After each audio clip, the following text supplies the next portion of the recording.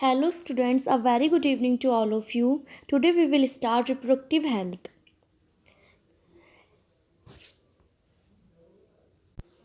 इससे पहले वाले लेक्चर में हमने क्या डिस्कस किया था? रिप्रोडक्शन। और आज के लेक्चर में हम क्या डिस्कस करेंगे? Reproductive health. What is reproductive health?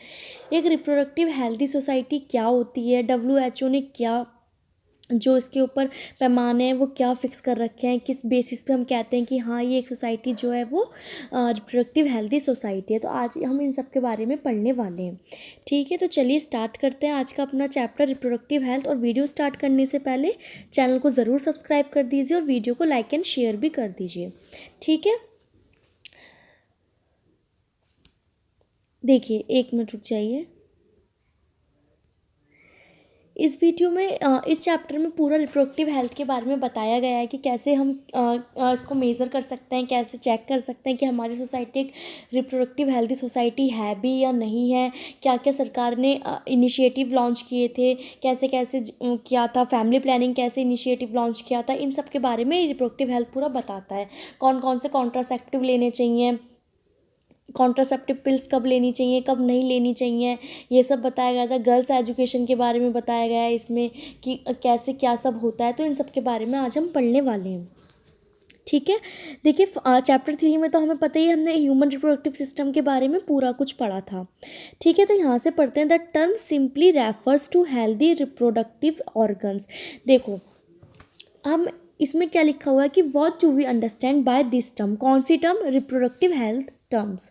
तो इससे हम बच्चों ये समझते हैं कि रिप्रोडक्टिव हेल्थ क्या होती है, कि रिप्रोडक्टिव हेल्थ में क्या होता है। एक तो रिप्रोडक्टिव जो ऑर्गन्स होते हैं उनको हेल्दी होना चाहिए। ठीक है, जितने भी रिप्रोडक्टिव ऑर्गन्स होते हैं, रिप्रोडक्टिव ऑर्गन्स आपको पता ही है कौन से होते हैं, उनको हेल्दी होना चाहिए और वो नॉर्मल फंक्शंस करना चाहिए। ठीक है, हेल्दी ऑर्गन्स होने चाहिए और वो नॉर्मल जो फंक्शन परफॉर्म करते हैं नॉर्मली फंक्शन परफॉर्म करें, उनमें कोई भी कमी नहीं होनी चाहिए। However it has a broader perspective and includes the emotional and social aspects of reproduction also। इसमें क्या बताया गया है कि इमोशनली मेंटली जो होना चाहिए वो उसको तैयार होना चाहिए कपल को, कब उसे बेबी चाहिए कब नहीं चाहिए। ठीक है, इमोशनली तैयार होना चाहिए उसको, सोशल एस्पेक्ट से तैयार होना चाहिए रिप्रोडक्शन ऑल्सो। जैसे कि अब क्या होता है गांव, अगर आपने रिमोट विलेजेस में देखा होगा, गांव में देखा होगा, तो आपने क्या देखा है, क्या देखा होगा कि जो है एक छोटी सी बच्ची की शादी करवा देते हैं एक बहुत एजिड पर्सन से, तो वो इमोशनली तो मेंटली तो तैयार नहीं है ना, इमोशनली तो रेडी नहीं है ना, मेंटली तो रेडी नहीं है ना, ये कि वो रिप्रोडक्टिव तो हेल्दी है। वो अगर 16 ईयर्स की एज में उसकी शादी करवा देते हैं तो रिप्रोडक्टिवली तो वो हेल्दी है, लेकिन वो इमोशनली तो नहीं है ना हेल्दी। इसके जो उसके माइंड है उस पर क्या असर पड़ेगा, तो उसे इमोशनली और सोशल एस्पेक्ट से भी हेल्दी होना चाहिए। यही एक टर्म होता है रिप्रोडक्टिव हेल्थ का। आगे इतनी बात समझ में? अकॉर्डिंग अब वर्ल्ड WHO के अकॉर्डिंग देख लेते हैं क्या टर्म, क्या पैमाने फिक्स किए गए हैं कि एक जो सोसाइटी है वो कैसे रिप्रोडक्टिवली हेल्दी हो सकती है। तो क्या क्या पैमाने फिक्स किए गए हैं बच्चों? 1 मिनट रुकिए, इसे जूम कर लेते हैं थोड़ा। चलिए, according to the WHO reproductive health means a total wellbeing in all aspects of reproduction. जैसे कि कौन कौन से एस्पेक्ट्स लिए गए रिप्रोडक्शन के लिए। एक तो फिजिकली उसे स्ट्रांग होना चाहिए, इमोशनली उसका बिहेवियर होना चाहिए, और सोशली भी उसे क्या होना चाहिए, मजबूत होना चाहिए कि अब हम बेबी के लिए रेडी हैं। वो होता है एक reproductive healthy society. Therefore a society with people having physically and functionally normal reproductive organs and normal emotional and behavioural interaction among them in all sex related aspect might be called reproductively healthy. एक reproductively healthy society वो होती है जिसमें कि हम खुल के sexual, जितनी भी सेक्सुअल एब्यूज़ हैं या फिर सेक्सुअल डिजीज़ हैं, उनके बारे में खुल के हम बात कर सकें। आज भी अगर एक लड़की मेडिकल पे जाती है, या तो वो क्या सैनिटरी पैड लेने जाए या फिर कोई कॉन्ट्रासेप्टिव पिल्स लेने जाए, तो उसको कैसे देखते हैं, कैसी नज़रों से देखते हैं? तो क्या ये एक रिप्रोडक्टिवली हेल्दी सोसाइटी है? नहीं। रिप्रोडक्टिवली हेल्दी सोसाइटी वो होती है जिसमें हम खुल के बात कर सकें। क्या कर सकें? हम खुल के बात कर सकें कि हाँ हमें ये सेक्सुअल डिजीज़ है, या हमें एड्स है, या हमें ये सेक्सुअल ट्रांसमिटेड डिजीज़ है, या हम मेडिकल पे जाके अपने कॉन्ट्रासेप्टिव पिल्स मांग सकें, इनके बारे में हम खुल के बात कर सकें। ये होती है एक reproductively healthy society. Menstrual cycle, periods के बारे में हम खुल के बात कर सकें, ये होती है एक रिप्रोडक्टिवली हेल्दी सोसाइटी। लेकिन आजकल, लेकिन अब भी, पहले भी और अब भी मेंस्ट्रुअल साइकिल को एक टैबू बना रखा है। क्या बना रखा है कि जब भी लड़की को पीरियड्स होते हैं उन्हें मंदिर में एंटर नहीं कर सकती वो। पहले के ज़माने में क्या होता था कि वो किचन में एंटर नहीं कर सकती। तो क्या ये एक रिप्रोडक्टिव हेल्दी सोसाइटी है? आप बताइए, क्या ये एक रिप्रोडक्टिवली हेल्दी सोसाइटी है? जी नहीं, ये एक रिप्रोडक्टिवली हेल्दी सोसाइटी नहीं है। रिप्रोडक्टिवली हेल्दी सोसाइटी वही होगी, एक तो फिजिकली, एक मेंटली, एक फंक्शनली, जितने भी रिप्रोडक्टिव ऑर्गन्स हैं वो ढंग से काम करें। एक सोशली भी मजबूत होना पड़ेगा। हमें इन सब के बारे में खुल के बात करनी पड़ेगी। आज भी क्या होता है, बहुत से स्कूलों में जब रिप्रोडक्शन चैप्टर आता है तो उसको स्किप कर दिया जाता है, उसको सबके सामने नहीं पढ़ाया जाता। गवर्नमेंट है उसने एक इनिशिएटिव लॉन्च किया था कि हर स्कूल में सैनिटरी पैड की जो मशीन, कुछ भी जो कोई सिस्टम है वो लगे। लेकिन नहीं, उसको क्या लिया गया, एक मजाक वाले वे में लिया गया। उसको क्या कहा गया, नहीं, सैनिटरी पैड नहीं लगने चाहिए स्कूल्स में। कितना टैबू बना देते हैं। अभी किसी के सामने अगर हम कोई बात करते हैं, अगर हम सेक्सुअली रिलेटेड कोई बात करते हैं तो कैसे हमें जज किया जाता है। अभी एक लड़की अगर मेडिकल पे चली जाए, अगर वो कॉन्ट्रासेप्टिव पिल्स मांगे तो उसको कैसी नज़रों से देखा जाता है। तो क्या ये रिप्रोडक्टिवली हेल्थी सोसाइटी है? जी नहीं, बिल्कुल भी नहीं। आगे इतनी बात समझ में। रिप्रोडक्टिवली हेल्दी सोसाइटी जब बनेगी जब हम इसके बारे में एकदम खुल के बात कर सकते हैं, सोशली हम इसको बात कर सकते हैं, इमोशनली हम स्ट्रांग हो सकते हैं इस चीज़ के लिए कि हाँ, अब हम बात करने के लिए इन सब के बारे में रेडी हैं। ठीक है, तो हम रिप्रोडक्टिवली हेल्दी सोसाइटी कहलाएंगे। आगे इतनी बात समझ में, पूरा अच्छे से। लेकिन हमने क्या बना रखा है, इन सबको एक टैबू बना रखा है कि मेंस्ट्रुअल साइकिल हो रहे हैं तो मंदिर में नहीं जा सकते, किचन में नहीं जा सकते। गर्ल्स को इन सब चीज़ों को लेके कमेंट्स की जाती हैं। इसी वजह से क्या होता है, इसी वजह से सेक्सुअल अब्यूज़ बढ़ता है। आगे बात समझ में, इसी वजह से सेक्सुअल अब्यूज़ बढ़ता है। अगर हम एक गर्ल को इन सब चीज़ों के बारे में बता रहे हैं तो हमें एक बॉयज़ को भी इन सब चीज़ों के बारे में पहले से ही बताना चाहिए कि ये सब होता है, ये तो नॉर्मली है, नेचुरली है, ये तो नेचुरली है मेंस्ट्रुअल साइकिल होना।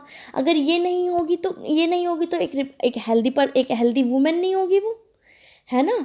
तो हमें गर्ल्स के साथ साथ ये बॉयज़ को भी बताना चाहिए। लेकिन नहीं, जब स्कूलों में, मैं भी स्कूल में पढ़ी हूँ, जब भी स्कूल्स में आते थे हमें बताने के लिए मेंस्ट्रुअल साइकिल के बारे में, तो बॉयज़ को नहीं बताया जाता था। मैं तो कहती हूँ कि सबको एक जगह बिठा के सबको बताया जाना चाहिए, इसमें तो कोई बुराई नहीं है, सबको पता होता है। लेकिन नहीं, अगर हम पहले से उनको नहीं टीच करते, उन्हें नहीं बताते, तो वही बड़े होकर जब उन्हें पता चलता है तो वही उनके माइंड में गंदी गंदी थिंकिंग आनी शुरू हो जाती है, उसी से सेक्सुअल अब्यूज़। मैं सबको नहीं कह रही, सब बॉयज़ को नहीं, लेकिन जो भी होते हैं इस टाइप के, जिनको पहले से नहीं बताया जाता, जिन्हें गर्ल्स की रिस्पेक्ट करनी नहीं सिखाई जाती, वो तो ये हरकतें करेंगी। इसलिए गर्ल्स के साथ साथ बॉयज़ को भी समझाना चाहिए पूरा। लेकिन हमारे स्कूल्स में क्या होता है, आज भी बहुत सारे स्कूल्स में क्या होता है, जब इस टाइप्स के चैप्टर्स आते हैं या इस टाइप्स की बात होती है इस टाइप की, तो उन्हें स्किप कर दिया जाता है, उन्हें नहीं पढ़ाया जाता, उन्हें सेक्स एजुकेशन नहीं दी जाती। लेकिन मैं तो कहती हूँ हर स्कूल में सेक्स एजुकेशन मस्ट होनी चाहिए, उन्हें सब कुछ बताना चाहिए, ताकि कोई भी बच्चों के अंदर मिथ या मिसकंसेप्शन ना रहे। आगे इतनी बात समझ में। चलिए अब अपना चैप्टर हम स्टार्ट करते हैं। आगे रिप्रोडक्टिवली हेल्दी सोसाइटी किसे कहेंगे हम। चलिए अब देखो, रिप्रोडक्टिव हेल्थ क्या होती है, प्रॉब्लम्स क्या है और जी अपनानी चाहिए। ठीक है, तो India was amongst the first country in the world to initiate action plan and programmes at a national level to attain total reproductive health as a social goal. India ने सबसे पहले ये प्रोग्राम चलाया था। किस टॉपिक के ऊपर चलाया था कि क्या कर सकें वो, रिप्रोडक्टिव हेल्थ, कि क्या होती है एक रिप्रोडक्टिव हेल्थ, इसके ऊपर इंडिया ने सबसे पहले ये प्रोग्राम चलाया था। ठीक है, 1951 में कौन सा प्रोग्राम चलाया गया था, आपको ये कुछ ईयर है, इसमें कुछ चीज़ें हैं, कुछ चीज़ों की फुल फॉर्म है, वो आपको इस चैप्टर में याद रखनी है। 1951 में कौन सा प्रोग्राम चलाया गया था, फैमिली प्लानिंग का प्रोग्राम चलाया गया था। आगे इतनी बात समझ में, कौन सा प्रोग्राम चलाया गया था, फैमिली प्लानिंग का। फैमिली प्लानिंग क्या, कि छोटा परिवार सुखी परिवार, हम दो हमारे दो, ऐसे बहुत ऐसे इस टाइप के स्लोगन्स आपने भी बहुत बार पढ़े होंगे। देखा होगा अगर आप किसी गांव में गए होंगे तो जो भी कोई खाली जगह होती है, खाली वॉल होती है, उस पर लिख दिया जाता है कि छोटा परिवार सुखी परिवार, है ना, हम दो हमारे दो। ये जो फैमिली प्लानिंग है, इसको लेके गवर्नमेंट ने 1951 में ये इनिशिएटिव स्टार्ट कर दिया था। क्यों कर दिया था सबसे पहले? क्योंकि ये सारी चीज़ें इंडिया में ही बहुत ज़्यादा होती थी। रिप्रोडक्टिव हेल्थ को लेके क्या क्या कि एक छोटी छोटी एज की लड़की की शादी एक बड़े एज के आदमी से करवा दी जाती थी। ये तो सही नहीं है। तो इसको लेके बहुत सारे इनिशिएटिव लॉन्च किए गए थे कि ऐसा नहीं होना चाहिए, क्योंकि वो इमोशनली फिट नहीं होती है। माना अगर उसकी 16 ईयर की एज में या 15 या 17 ईयर की एज में अगर उसकी मैरिज हो रही है, तो वो रिप्रोडक्टिवली तो फिट है, लेकिन वो मेंटली फिट नहीं है। ठीक है। और हमारे एस्पेक्ट हमने क्या मेज़र कर रखे हैं अपना, हमने क्या पैमाने फिक्स कर रखे हैं कि इमोशनली भी होना चाहिए, बिहेवियरल भी होना चाहिए, फिजिकली भी होना चाहिए, फंक्शनली भी होना चाहिए। ये तो WHO ने खुद बोला है। आ गई आपको इतनी बात समझ में? देखिए अब यहाँ से इम्प्रूव प्रोग्राम्स कवरिंग वाइडर। अब देखिए इसमें क्या इम्प्रूव जितने भी प्रोग्राम्स चलाए गए, उन्होंने क्या कवर किया? Wider reproduction related areas are currently in operation under the popular name. इसकी देखो कई बार बच्चों इसकी फुल फॉर्म पूछ ली जाती है आपसे। RCH की फुल फॉर्म आपसे बहुत बार पूछी जा चुकी है, तो आपको ये याद रखना होगा। RCH की फुल फॉर्म होती है reproductive and child health care. तो क्या प्रोग्राम लॉन्च किए गए? जैसे कि एक जो मदर होती है, जिसे हम कॉमन लैंग्वेज में जच्चा बच्चा बोलते हैं, उनकी कैसे केयर करी जाए। ठीक है। एक जो प्रेग्नेंट लेडी है उसकी कैसे केयर करी जाए, उसको क्या कैसे डॉक्टर के दिखाना है, क्या उसको मेडिसिन्स लेनी है। ठीक है। प्रेगनेंसी के टाइम पे जो केयर होती है उसको बोलते हैं प्री नेटल केयर। क्या बोलते हैं बच्चों? Prenatal care. ठीक है। प्री नेटल केयर और postnatal care. Postnatal care किसको बोलते हैं? जब डिलीवरी हो जाती है।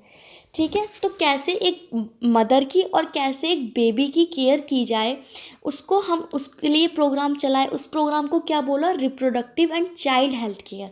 क्योंकि पहले के गांव में क्या होता था, दाई होती थी, सुना होगा आप सबने, जो दाई होती थी वही डिलीवरी करवा देती थी। उससे मदर की जो हेल्थ है उसको बहुत ज़्यादा इफ़ेक्ट होता था। इसलिए उन प्रोग्राम लॉन्च किए गए बहुत सारे कि कैसे हॉस्पिटल्स ले जाएं, और बहुत सारे आशा वर्कर को बनाया गया।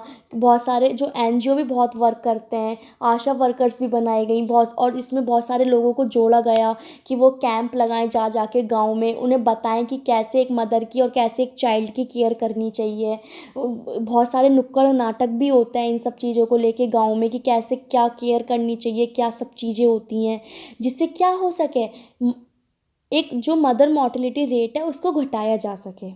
ठीक है। मदर मोर्टेलिटी रेट, जो मदर के मरने की दर है उसको घटाया जा सके। क्योंकि जो भी अगर कोई भी मदर, जैसे कि अगर उसको कोई भी केयर ठीक से नहीं मिल पाई तो क्या होगा? मदर की डेथ हो जाएगी। इससे क्या होगा? मोर्टेलिटी रेट बढ़ेगी, है ना, मरने की दर बढ़ेगी। तो इसको रोकने के लिए, इसको कम करने के लिए भी बहुत सारे प्रोग्राम्स चलाए गए गवर्नमेंट के द्वारा। आगे इतनी बात समझ में? Creating awareness among people about various reproduction related aspects and providing facility and support for building up a reproductively healthy society are the major task under this programme. इस प्रोग्राम के अंदर क्या थे? यही मेजर टास्क था government का, कि वो एक रिप्रोडक्टिवली हेल्दी सोसाइटी को बिल्ड कर सके, मेंटेन कर सके, उनको बता सके कि ये जो आप करा रहे हो, जैसे कि जो शादियां हो गई कम उम्र में, गर्ल्स की कम उम्र में जो शादी हो गई, ये गलत है। और आप अगर पहले क्या होता था, अब भी बहुत सारे विलेजेस में ये होता है कि अगर किसी को सेक्सुअली रिलेटेड अगर कोई डिजीज़ है तो वो खुल के बात नहीं कर पाता अपनी। इससे मिथ और मिसकंसेप्शन बढ़ते हैं और इससे ही सेक्सुअली अब्यूज़ होता है। आगे बात समझ? विद द हेल्प ऑफ, किसकी हेल्प से? अब कैसे कैसे किया गया? ऑडियो और विजुअल प्रिंट मीडिया की हेल्प से किया गया। प्रिंट मीडिया में अखबारों में छापा गया, हम दो हमारे दो। पहले डाक टिकट भी चला था, छोटा परिवार सुखी परिवार का एक डाक टिकट भी चला था, आप गूगल करके देख सकते हैं। रेडियो पे बताया जाता था। है ना। टीवी, जिनके यहाँ टीवी हुआ करता था पहले के ज़माने में, टीवी बहुत कम लोगों पे था, लेकिन जिन पे भी होता था उन पे बताया जाता था, रेडियो पे सब कुछ बताया जाता था इन सब के बारे में। छोटे छोटे आशा वर्कर्स बनाई गई, वो घर घर जाके सब एजुकेट करती थी, बताती थी। अगर कोई लेडी प्रेग्नेंट होती थी तो उसे बताती थी कि अब आपको कैसे अपनी केयर करनी चाहिए, हॉस्पिटल्स जाना चाहिए, कैसे क्या करना चाहिए, ये सब बताया गया। तो किसकी हेल्प ली गई? Audio visual and print media, governmental and non governmental agency, NGO, मैंने जैसे कि आपको बताया, have taken various steps to create awareness among the people about reproduction related aspects. आगे ना इस लाइन का मतलब पूरा समझ में कैसे कैसे क्या अवेयरनेस फैलाई गई, अवेयरनेस, सबको अवेयरनेस स्प्रेड करी गया पूरा। पेरेंट्स और other close relative, teachers and friends also have a major role in the dissemination of the above information. अब देखो क्या होता है, अगर एक गर्ल्स का क्या होता है, कुछ भी अगर उसको फर्स्ट पीरियड आता है, जिसको हम क्या बोलते हैं, मिनारकी बोलते हैं, तो वो किससे बात करेगी? मदर से बात करेगी, है ना। अगर कोई भी सेक्सुअल रिलेटेड डिजीज़ है किसी को, तो अपने क्लोज रिलेटिव से बात करिए, अपने फ्रेंड से बात करिए। जब तक आप बात नहीं करेंगे, जब तक उस चीज़ का इलाज कैसे होगा, है ना। तो इन सब के बारे में बताया गया है कि जो भी अगर आपको प्रॉब्लम है, अपने क्लोज रिलेटिव से किसी से बात करिए, टीचर से बात करिए, फ्रेंड से बात करिए, ये सब बताया गया। ऑल्सो हैव और ये भी क्या करते हैं, एक मेजर रोल निभाते हैं इंफॉर्मेशन को, किसी को सही इंफॉर्मेशन देने के लिए। Introduction of sex education in school, जैसा कि मैंने आपको बताया, सेक्स एजुकेशन तो मस्ट स्कूल में ज़रूर होनी चाहिए। गर्ल्स को भी बताना चाहिए, बॉयज़ को भी बताना चाहिए। तो इसमें यही लिखा हुआ है, introduction of sex education in school should also be encourage to provide right information to the young so as to discourage children from believing in myth and having misconception about sex related aspects. देखिए क्या होता है, अगर schools में ही बताया जाएगा, अगर आप छोटे बच्चे को ही बताएंगे कि क्या, कौन से आपके प्राइवेट पार्ट्स हैं, किन को टच नहीं करना चाहिए, तो क्या होगा, इससे उनके अंदर जो मिथ और मिसकंसेप्शन है वो दूर होगा। अगर कोई स्ट्रेंजर्स उनके प्राइवेट पार्ट्स को टच करेगा, तो उनको समझाना चाहिए कि अगर कोई आपके प्राइवेट पार्ट्स को टच करता है, हमें बच्चों को ये बताना चाहिए कि अगर कोई आपके प्राइवेट पार्ट्स को टच करता है तो आपको क्या करना चाहिए, हमें उनको ये बताना चाहिए, है ना, है, ताकि कोई भी स्ट्रेंजर्स टच नहीं कर सके उनके प्राइवेट पार्ट्स को भी, या उनको कोई भी ऐसा गलत बात ना बता सके।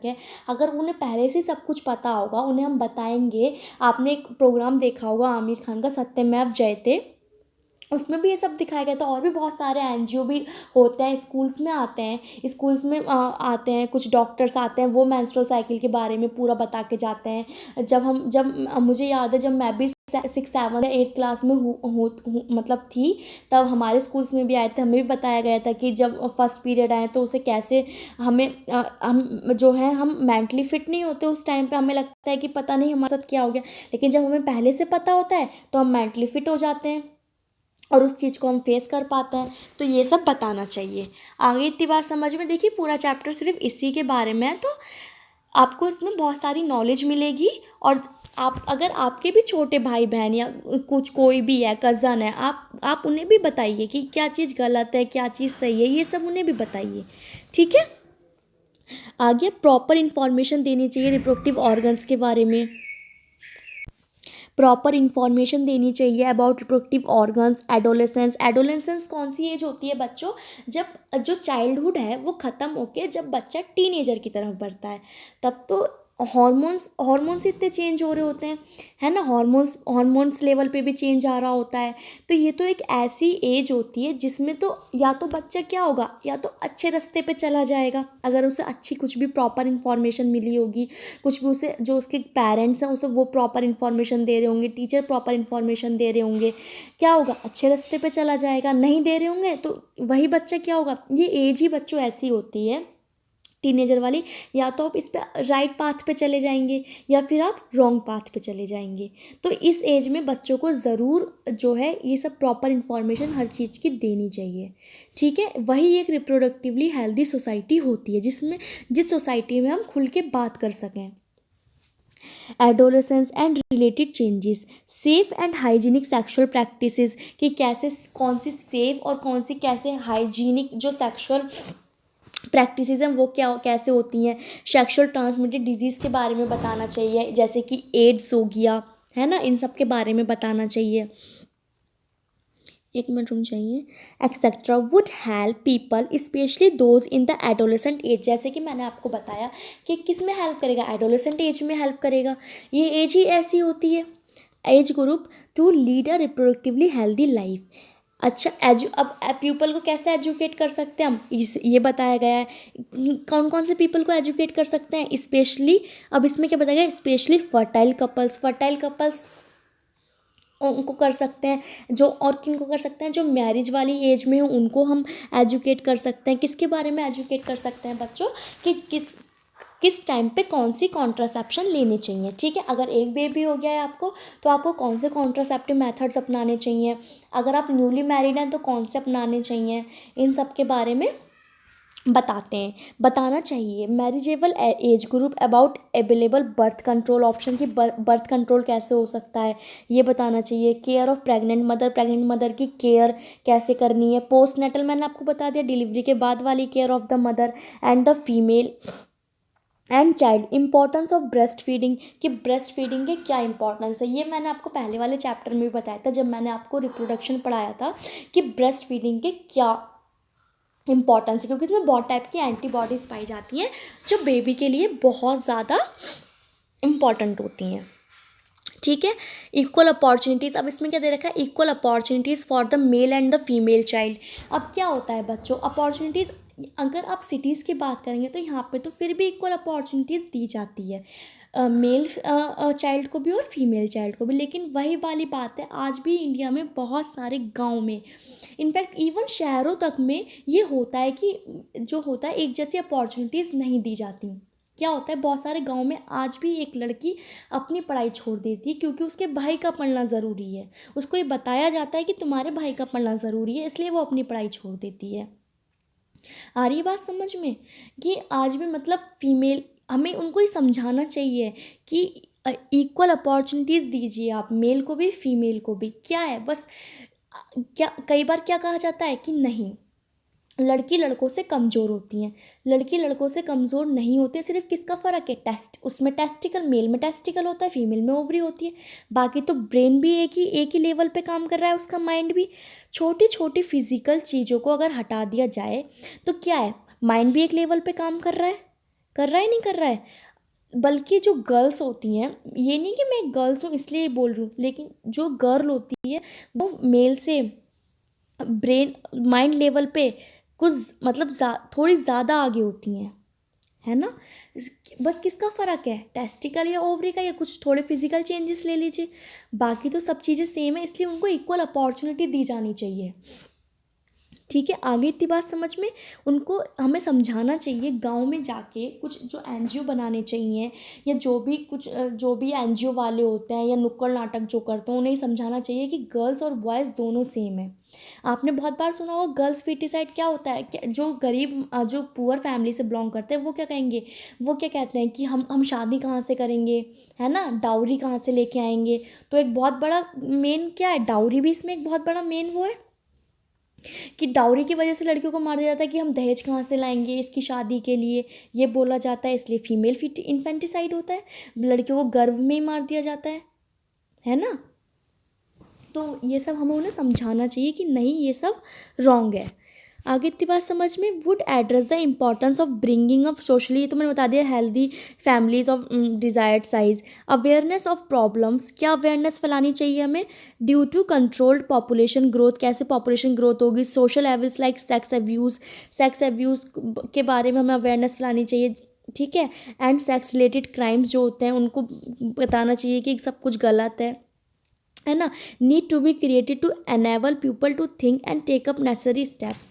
इसमें बस यही बताया गया है कि इसके बारे में हमें सोचना चाहिए कि जो ये रेप होते हैं, जो सेक्सुअल अब्यूज़ होता है, सेक्स रिलेटेड क्राइम होते हैं, ये क्यों होते हैं।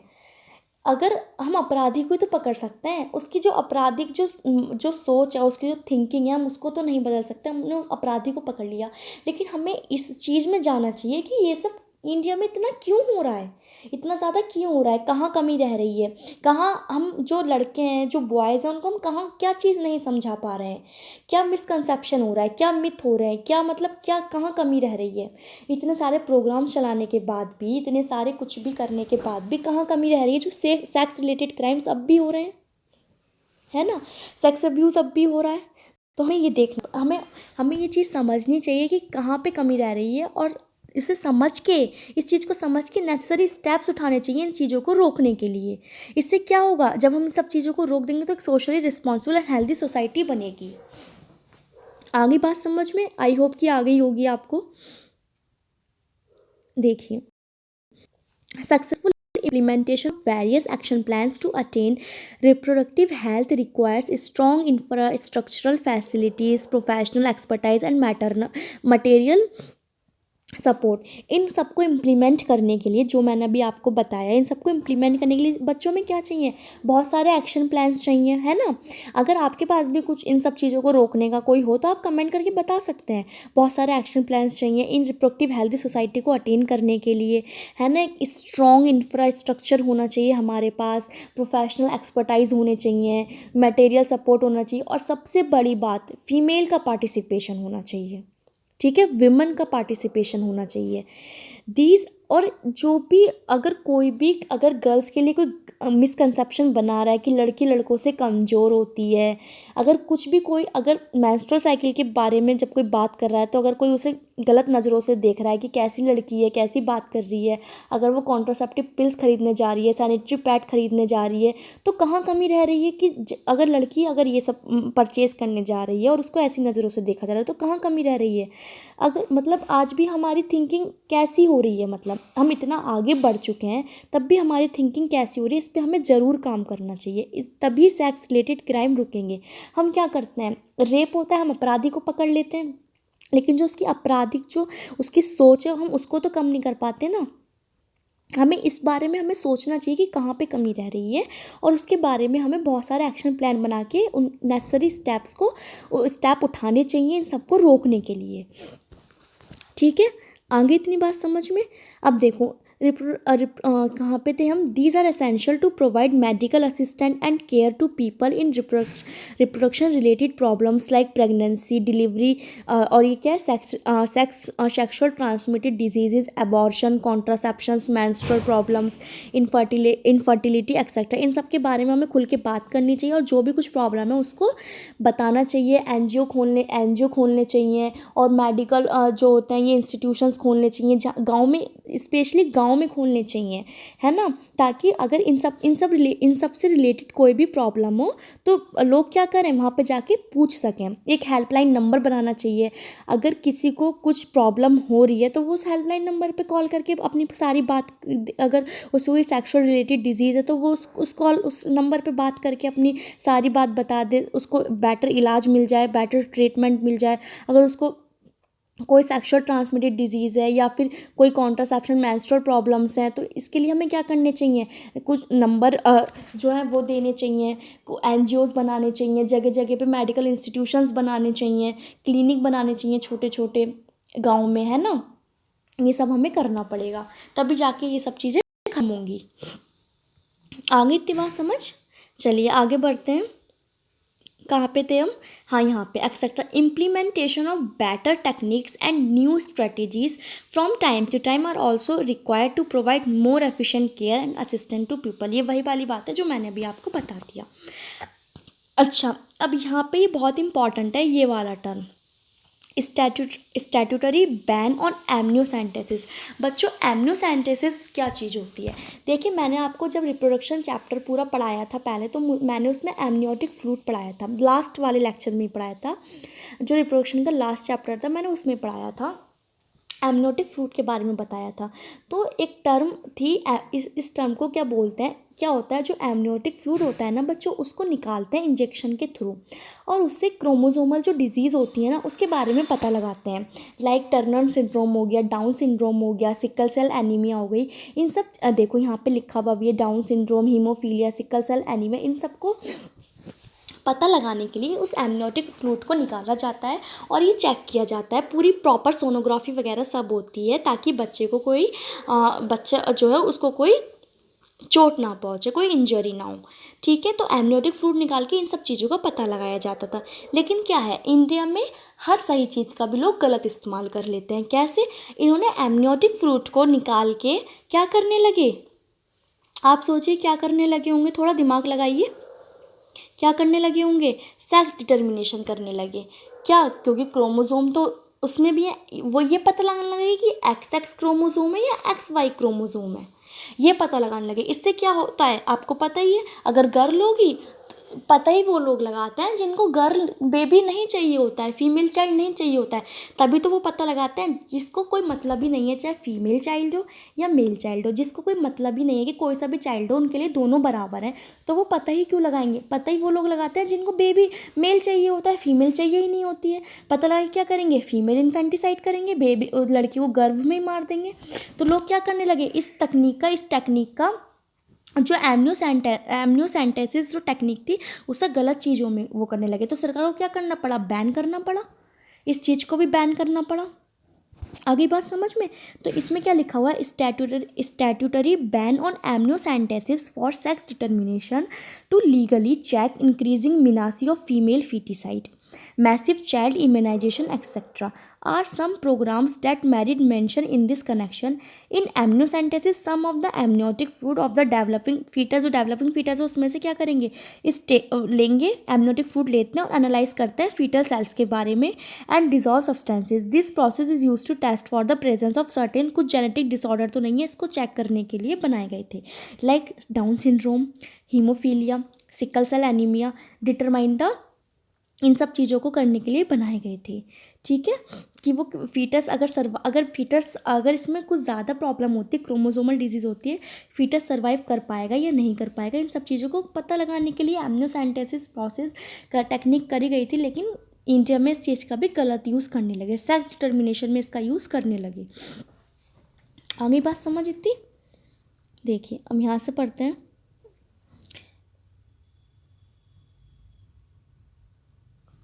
research on various reproduction related areas are encouraged and supported by governmental and non-governmental agencies to find out new methods and or to improve of the existing ones। वही बात है, बहुत सारी रिसर्च हो रही है कि इन सबको कैसे रोका जाए, क्या करा जाए। अब इस देखिए, do you know about the Saheli, a new oral contraceptive for the females was developed. अच्छा, ये क्वेश्चन बहुत बार आ जाता है कि सहेली जो पिल्स कैसी है, ओरल है बच्चों, वो पिल्स होती है जिसको ओरली पानी के साथ खाया जाता है, इसलिए ओरल कॉन्ट्रासेप्टिव पिल्स है। किसके द्वारा की गई थी, डिस्कवर किसके द्वारा की गई थी बच्चों, तो आपको ये नाम याद रखना होता है, CDRI, scientist at central drug research institute Lucknow, इसके द्वारा की गई थी। ठीक है, बेटर अवेयरनेस। अच्छा, एक इसकी बहुत अच्छी बात क्या है कि ये हार्मोन बेस्ड नहीं है, ये स्टेरॉयडल बेस्ड नहीं है, ये नॉन स्टेरॉयडल बेस्ड है। ठीक है, आपसे पूछा जा सकता है कि स्टेरॉयडल बेस्ड है या नॉन स्टेरॉयडल, तो ये बच्चों नॉन स्टेरॉयडल है। Better awareness about sex related matters, increase number of medically, मैंने बताया अभी आपको कि क्या क्या करना चाहिए हमें, medically assisted deliveries and better postnatal care leading to decrease maternal and infant mortality rate. मैंने बताया कि अगर मदर की अच्छे से केयर हो पाएगी, पोस्टनेटल केयर हो पाएगी, बेबी को जन्म देने के बाद केयर हो पाएगी, बेबी को जन्म देने से पहले प्रीनेटल केयर हो पाएगी, तो इससे क्या कम होगा, इससे मैटरनल फर्टिलिटी मोर्टेलिटी रेट कम होगा, है ना। जो माता की मरने की दर है वो कम होगी। Increase number of couples with small families, couples increase होने चाहिए, स्मॉल फैमिली, जैसे कि हम दो हमारे दो, जो इनिशिएटिव सरकार ने चलाया था, छोटा परिवार सुखी परिवार, इस टाइप से। बेटर डिटेक्शन एंड क्योर, क्या होना चाहिए, बेटर डिटेक्शन होना चाहिए। कोई अगर किसी को सेक्सुअली ट्रांसमिटेड डिजीज़ हो गई है तो उसकी बेटर क्योर होना चाहिए और डिटेक्शन होना चाहिए कि हाँ इसको हो चुकी है। लेकिन क्या होता है इंडिया में, तो इसको क्या बना रखा है, अगर किसी को एड्स हो जाता है तो हम उसे कैसी नज़रों से देखते हैं, ये आप आज खुद से पूछिएगा, खुद से सोचिएगा। And overall increased medical facilities for all sex related problems. ठीक है, मेडिकल फैसिलिटीज़ इंक्रीज करनी चाहिए, जितनी भी सेक्स रिलेटेड प्रॉब्लम्स हैं उन सबको लेके। और इंडिकेट, ये सब क्या करेंगे, एक इम्प्रूव करेंगे reproductive health of the society. I hope कि आपको आज का यहाँ तक टॉपिक समझ आ गया होगा। कल population stabilisation and birth control पे बात करेंगे। और जो आज का था ये पूरा अवेयरनेस वाला था कि क्या क्या चीज़ें हमें, कौन कौन से एस्पेक्ट्स अपनाने चाहिए, क्या क्या करना चाहिए, ये सब था आज का। ठीक है, तो इतना अगर आपको समझ आ गया है तो वीडियो को लाइक ज़रूर कर दीजिएगा और चैनल को ज़रूर सब्सक्राइब कर लीजिए और शेयर वीडियो को अपने फ्रेंड्स, जितने भी आपके फ्रेंड्स हैं उन सब के साथ वीडियो को शेयर भी कर दीजिएगा। ठीक है, चलिए आज के लिए बस इतना ही करते हैं। चलिए bye bye, take care, have a great day.